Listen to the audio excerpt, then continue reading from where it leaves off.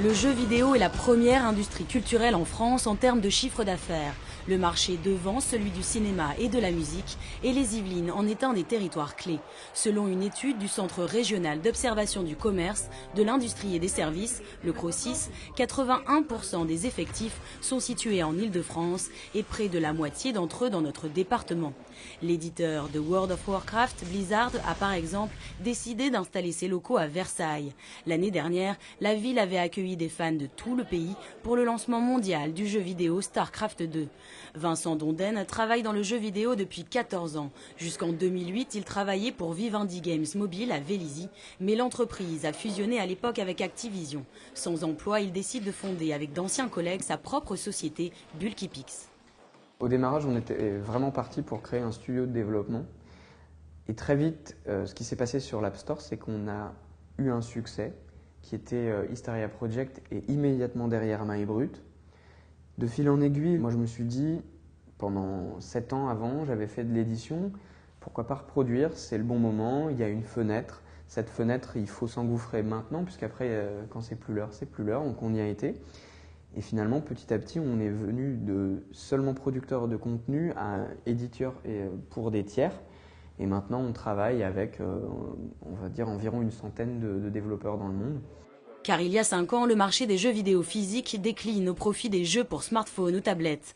Bulkypix s'est positionnée à temps. Elle enregistre chaque année de 100 à 200% de croissance et espère atteindre en 2013 5 millions de chiffres d'affaires. Dans ses bureaux, on crée de nouveaux jeux. Tout part d'un concept. Des game designers préparent un document de base avec règles du jeu, personnages et niveaux. Des graphistes conçoivent alors l'univers et les décors. Et les programmeurs, de leur côté, se chargent de la partie technique et les algorithmes. Une fois qu'on a identifié le jeu et qu'on sait où on veut aller, on fait les estimations chacun dans les corps de métier et ensuite on part en production. Donc les graphistes, eux, ont une bonne vision de l'univers graphique du jeu et vont du coup faire les dessins, faire les animations, modéliser les personnages.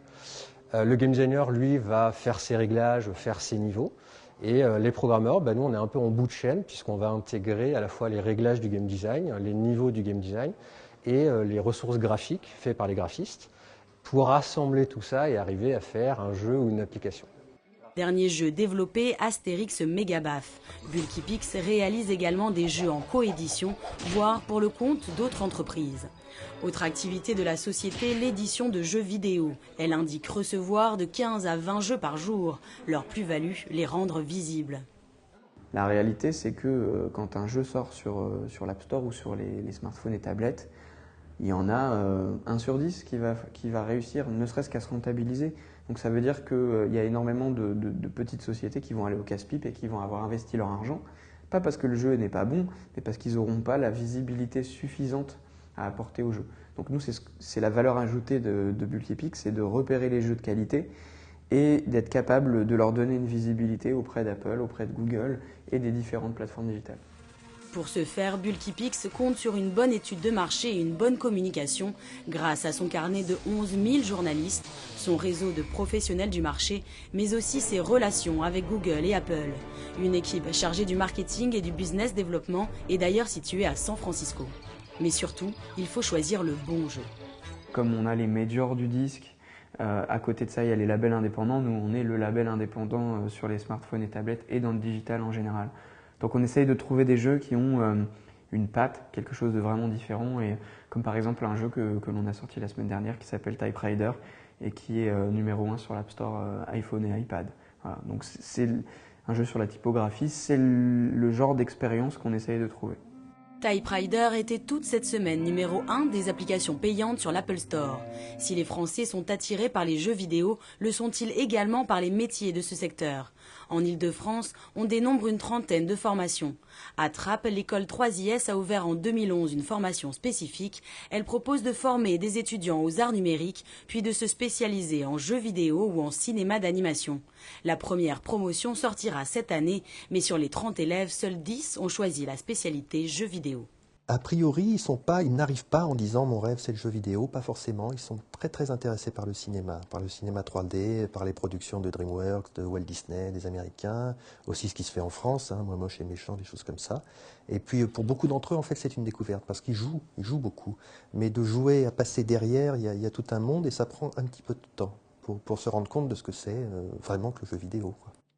William fait partie de ces élèves qui jouent mais qui aiment également les dessous des jeux vidéo.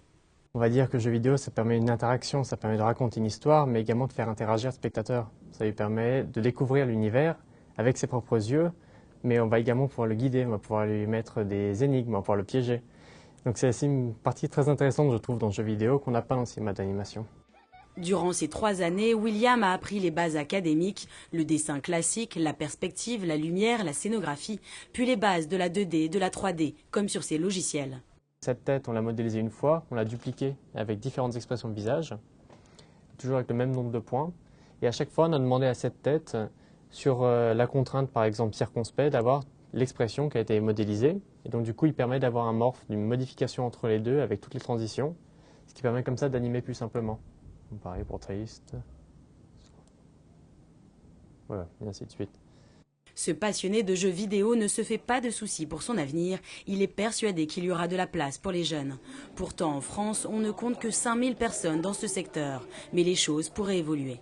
C'est si on se limite vraiment au secteur du vidéoludique, c'est-à-dire du divertissement.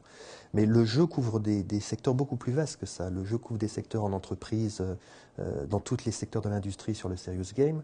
Le jeu est en train de pénétrer dans les musées. Aujourd'hui, on ne fait plus une exposition, on fait un parcours d'exposition. C'est-à-dire qu'on fait appel à quelque chose qui est du domaine du jeu, hein, de tourner à gauche, tourner à droite, que va-t-il se passer? Donc je crois que dans les débouchés, il ne faut pas se contenter de penser aux grosses sociétés, aux jeux mobiles. Il faut voir que c'est un mode d'interaction qui devient indispensable dans nos sociétés, quel que soit le secteur dans lequel vous évoluez. Bulkypix produit déjà jeux et applications pour des marques ou des agences de communication.